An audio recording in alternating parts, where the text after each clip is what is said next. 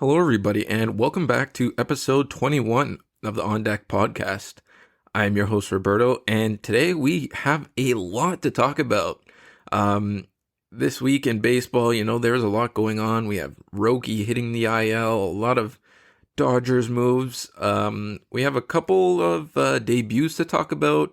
We have a firing and multiple DFAs to talk about. And then I'm going to just briefly touch on the Subway Series recap and a Dodgers and Angels series that I don't think many people expected the result would be. And then we're going to just briefly touch on the Jose Alvarado PED suspension and kind of what that means for the Phillies bullpen moving forward. So all that in today's podcast. So just off the top, I did want to apologize for, the not being able to put out an episode when some of these news started to come out. This week was kind of busy for your boy, so hopefully, this week is a little better with scheduling and trying to get some time in to, really give you guys what you need for baseball during the week. But we're going to start back with one of the bigger headlines actually this week was that Roki Sasaki hit the IL with a shoulder impingement. And I think if, you're closely watching the Roki Sasaki situation, whether that be just watching, his box scores at the end of the game, or if you're, watching his starts when he's out there on the mound, I think we can all tell that there was something not going right with Sasaki. And I think it primarily starts with the fastball and the fastball velocity. As we saw, our first introduction to this guy was in the WBC, and we saw him regularly touching triple digits, flashing a 101, 102 every now and then, with obviously that devastating splitter and slider. But now, we're a couple years removed from that, and he's had some shoulder issues in over there in Japan, and coming over here this year, we haven't really seen that velo be there for him. His fastball is down quite a bit to a few ticks, just over 95. It's averaging around 96.3. And it's not an elite fastball. That's the problem that Sasaki has. The shape isn't great. Obviously coming over from the MPB, you do lose some of that induced vertical break, that quote unquote rise effect that, pitchers are hoping to get nowadays, throwing that fastball up in the zone. And Sasaki just doesn't have that. And with an average fastball at 96, that's not going to be fooling anybody in the major leagues today. We see guys casually, I can throw a guy out like Hunter Green. Hunter Green throws absolute smoke from a starting pitcher position. Same goes with Skeens. But Skeens, he has 8 other different pitches, so he kind of gets away with, not great fastball characteristics. But a guy like Sasaki, where he primarily is focused on pounding the fastball and then being able to get into counts where you can throw that devastating splitter or, show the slider. And with the fastball at 96, I just think it's tough to do that. And if you're not throwing the splitter for strikes, which, he isn't really throwing it that often for a strike, it's more like a chase pitch, a 1-2 or an 0-2 pitch that you kind of get guys, whiffing at. You can't really be successful.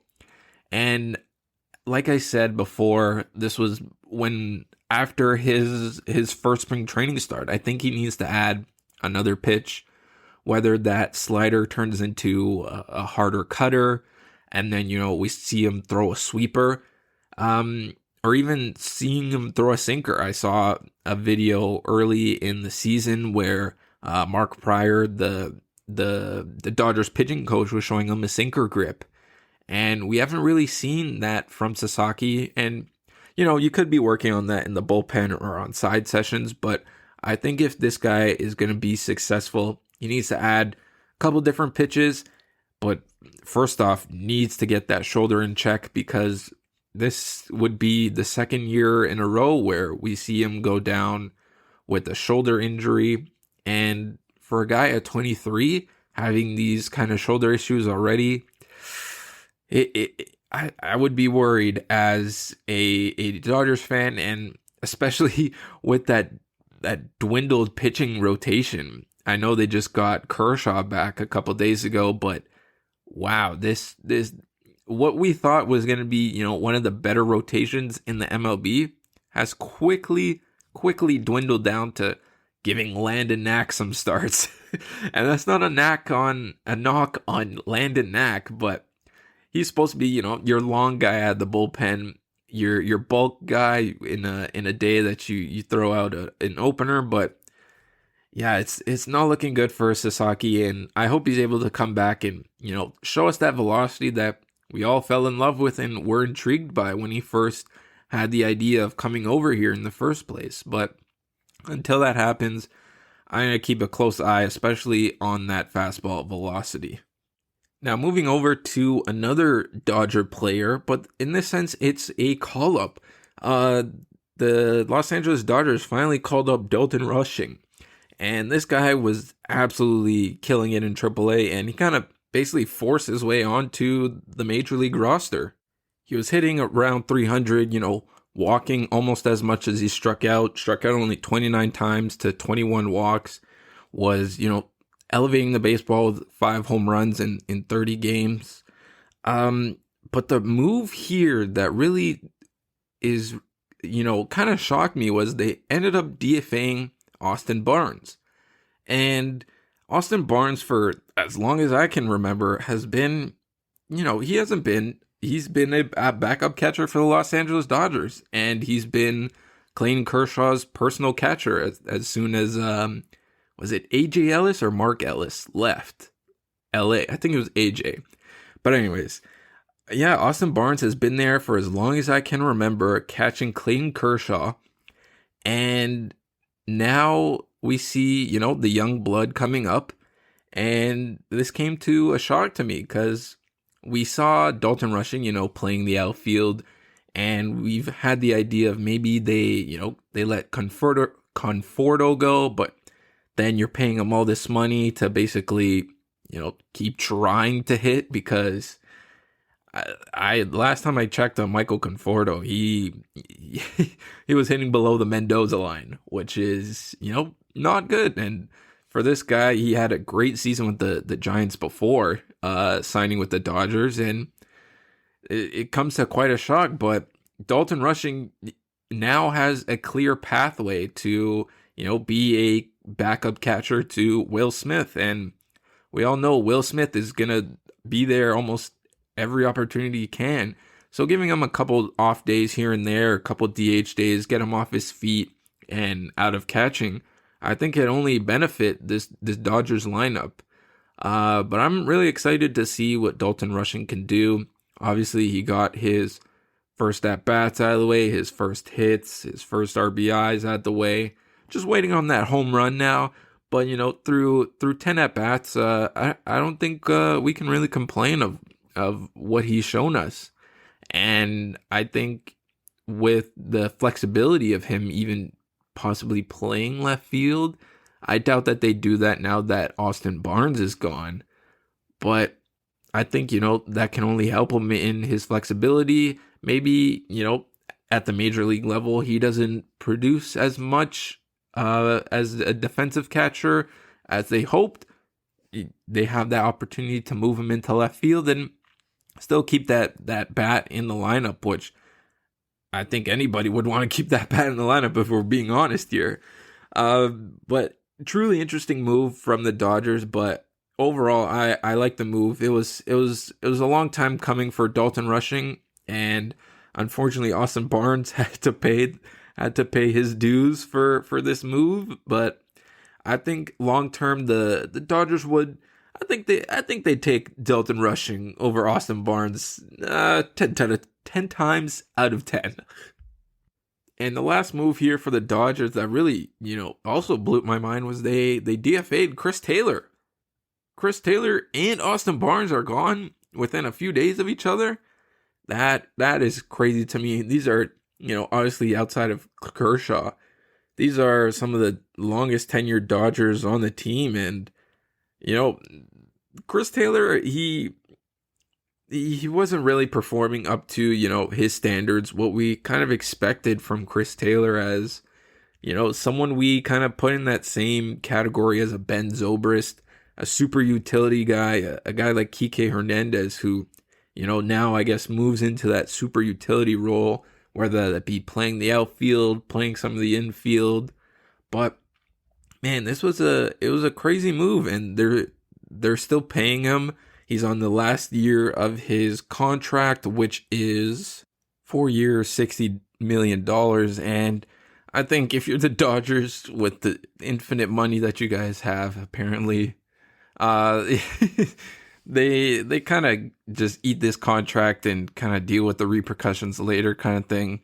If we're looking at Chris Taylor overall as a player for the Dodgers, he had his moments in the postseason.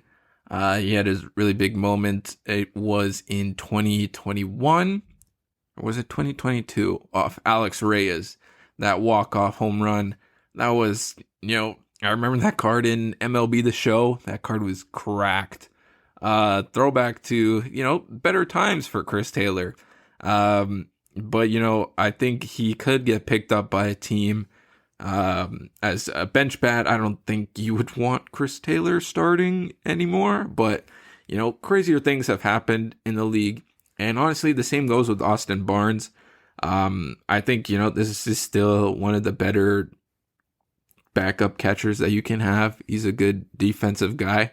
Won't give you much with the bat. Every now and then he'll give you a home run or so, but I think this is someone that a team definitely could need. And even if that's in a kind of a mentorship role, I think these are still two guys that can give some kind of value to the team, whether that be in a mentorship role or playing. Maybe the Rockies, maybe the Rockies need these guys, or the Pittsburgh Pirates, or maybe the White Sox. Call me crazy. But but moving on to the other Chicago team, that was a good transition there.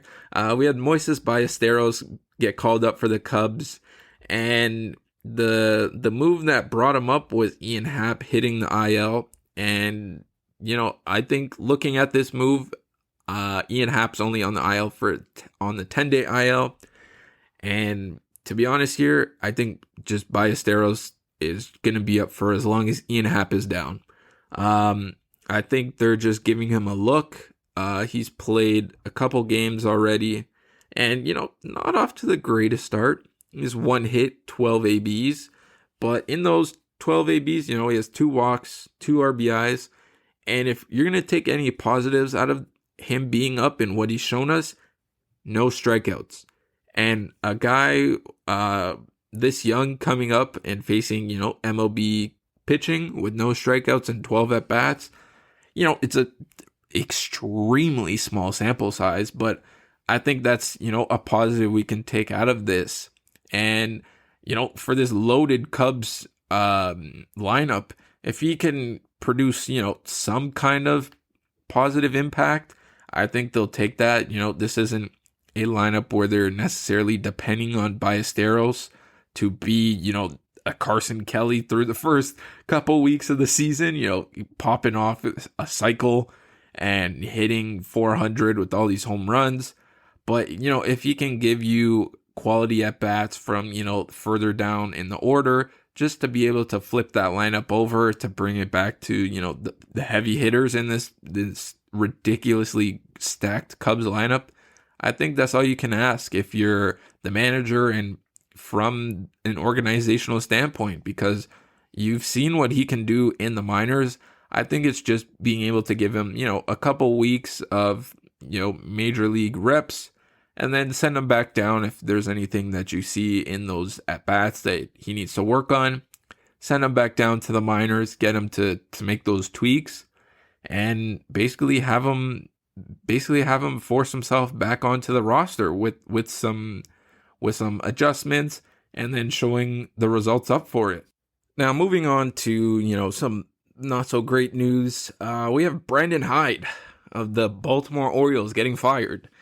And this one, like, I think it's in a different kind of league when it comes to manager firings, because the Baltimore Orioles aren't the Pittsburgh Pirates or the Colorado Rockies. Coming into the season, we were expecting the Baltimore Orioles to not be the first place in the AL East, maybe a close second, but definitely a third place kind of team. But me personally, it comes down to their pitching staff and, and the lack thereof, quite honestly. Like, you have Eflin headlining the top of the lineup, but you have, Tomoyoki Sugano is pitching a whole lot better than I thought he would be, and, casually just, rocking a high 2s ERA at the time of the recording. But this pitching staff is absolutely putrid. I know you're missing guys, whether that be from injury or just not performing well at all. But man, this team at 15 and 29, like, this team should not be performing this bad. And to be honest, at this point, they could be sellers come the deadline. And if they become sellers, they once had one of the better farm systems in the MLB, and this team has called up a few of their guys. They've called up Colton Cowser, Keston Herstad. Can't forget about Jackson Holiday. They called up Adley Rutschman. They've called up Gunnar. Like, they've had a whole bunch of opportunities as these guys have gotten experience in the major leagues to become and, strive to be a better team. They signed Tyler O'Neill this offseason to give them some kind of thump in that lineup. Right now he's on the injured list, but this is a team that's severely underperforming. And, I think obviously at this point it comes down to the manager, and some kind of change needs to happen. And another part of this change was they signed Kyle Gibson just a couple weeks into the season, and he's already gone. They DFA'd him. He got absolutely hammered, and this was honestly a signing that I liked. This was going to be a guy that, you could kind of count on every fifth day to give you 5-6 innings of 2, 3, 4 run ball and just be a consistent high 4s kind of ERA, like mid to high 4s. And he's not that anymore. At the time of DFA, he had an ERA approaching 13, which is, not good at all. So a lot of things going wrong in Oriole Town, but hopefully they can turn things around, because if it becomes a fire sale come the deadline, I think a lot of guys are gone. I think you see Mountcastle gone. Cedric Mullins could be gone if he decides to pick it up at least a little bit from the hot start that he had. We could see guys on the pitching side, more so in the bullpen. A guy like Yennier Cano. Maybe they go crazy and trade Bautista, but I doubt it. That's still one of the best bullpen arms that you can have. Even coming back from Tommy John, they haven't had, many save opportunities to fully utilize the big man. But I think if you get him into a winning situation, I think that guy is going to be absolutely filthy for a contending team. But who knows what the future holds for the Orioles. This is definitely a team I'll be monitoring in the AL East and keeping track of where they stack up, more so in the wild card if they're able to turn it around after the Brandon Hyde firing. But again, this is quite a shocker to me, quite a shocker. Now moving on to what I found was quite an entertaining weekend through baseball, but we're just going to touch on some of the two bigger ones. We had the Freeway Series of the Los Angeles Dodgers and Angels, and then the Subway Series with the Yankees and Mets. My favorite team, the Yankees, obviously going to come first. And, this was quite an interesting weekend as we had Juan Soto return to the Bronx. And, the antics of Yankees fans are going crazy this weekend. Obviously, showered through the first inning. And honestly, every at-bat that Soto came up to the plate, he was heavily booed. And I was curious as a Yankees fan, I kind of had mixed feelings of what I would do if I was there. Not sure if it would have been, some cursing towards Soto or, some cheering, some thank yous but as Yankees fans are, I will admit we are kind of ruthless. So, he was booed the whole weekend.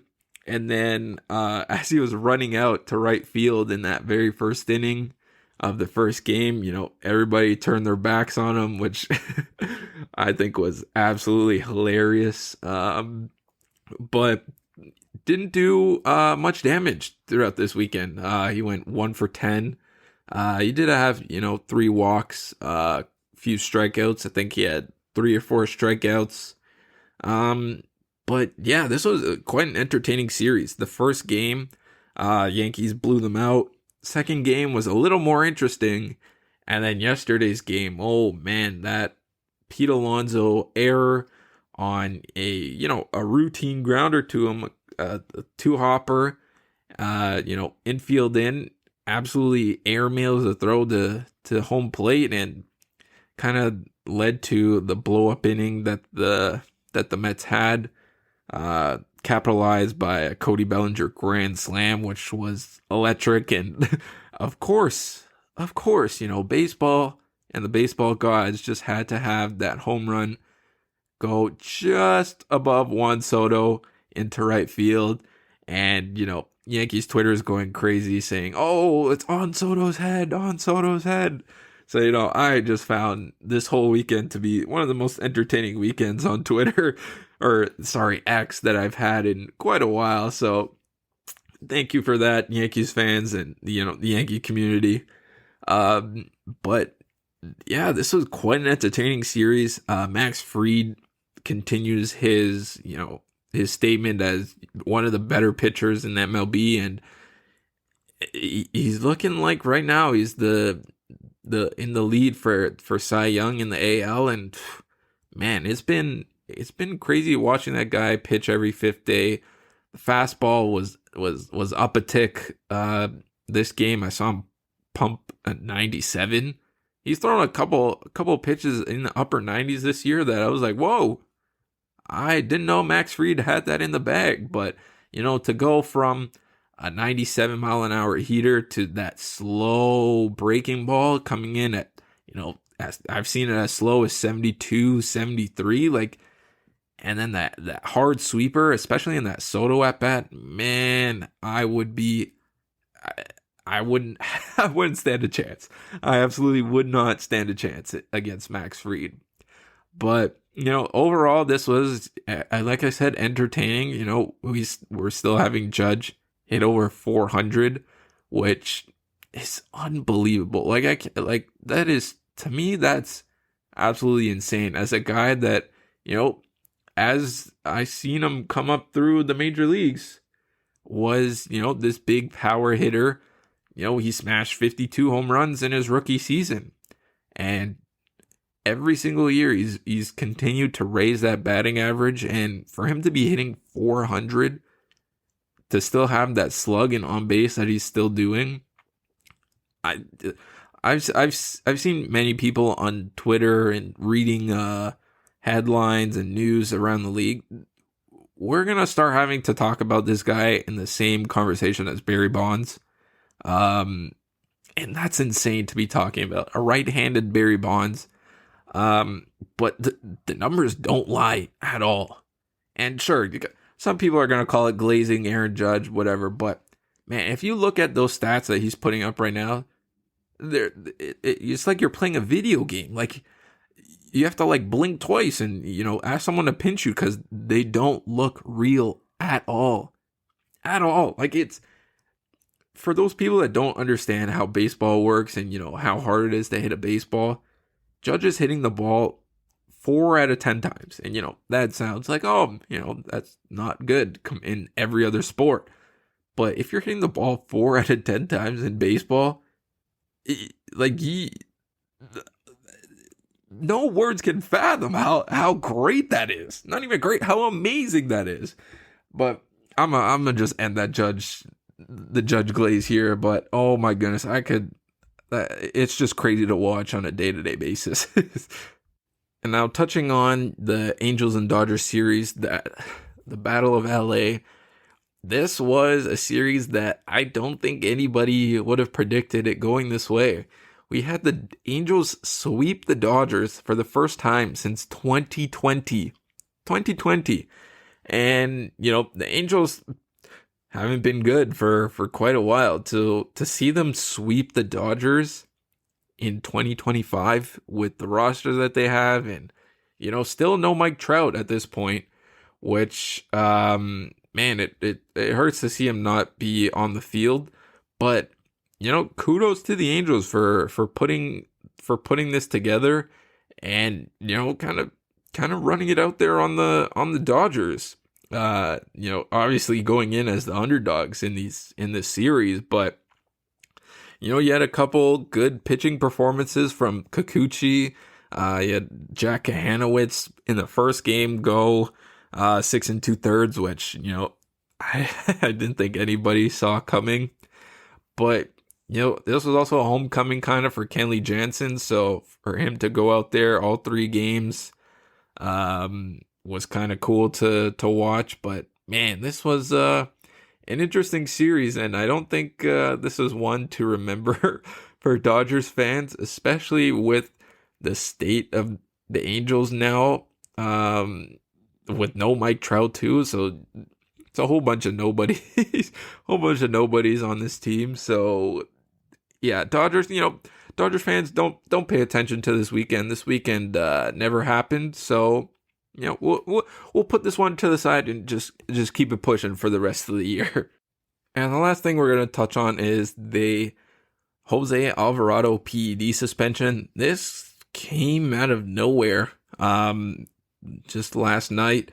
This is quite a big hit for the Phillies bullpen. I know they just had Romano come back and, he's looked good, but, as a Jays fan, you can never count on Jordan Romano to be, consistent, especially with the last few years. But this is a big hit for this Phillies bullpen, who just now moved Taijuan Walker over into the bullpen. And if you can get any value out of Taijuan Walker, he picked up his first save a couple weeks ago, which is, I guess is kind of cool. But this is a bullpen that, obviously needs to step up with the absence of Alvarado for 80 games and in all of the postseason. But, guys in that bullpen also haven't been performing. Carlos Hernandez hasn't looked, like he did a couple years ago. Orion Kerkering, has yet to put it together yet and kind of really show that dominance that he did last year. Same with Joe Ross. Matt Strahm is, one of the dependable arms in that bullpen that's going to probably slot into more of a closer role now. But this Phillies bullpen, it dwindles pretty quick, pretty fast. And, that hit to Alvarado is quite a big one. And yeah, this is a surprise because, this isn't someone that's been extremely dominant with stuff, with numbers. He's a bigger guy that throws pretty hard. So now it kind of raises that question of, was he throwing hard because of, his mechanics, or was there something aiding him? I guess he's the only one that could really answer that question for us. But yeah, this is quite a hit to that Phillies bullpen, and let's see what they do in the meantime and how they shape it together to close games out and piece it together after the starters come in. But I think it might eventually just be a closing by committee kind of thing, but again, we'll see how it plays out. And, hopefully this isn't a massive hit to the Phillies bullpen, and, we still continue to see them be one of the better teams here in the NL East. And, this is going to be a competitive division. We have the Mets at the top. And, don't count out the Braves now. The Braves are starting to play some better ball. They have, Acuna coming back along with Spencer Strider as well. And, the Phillies are the Phillies. So if the Phillies are able to piece a bullpen together or a closing by committee, whatever they might do, this could be come down to the wire yet again for this division.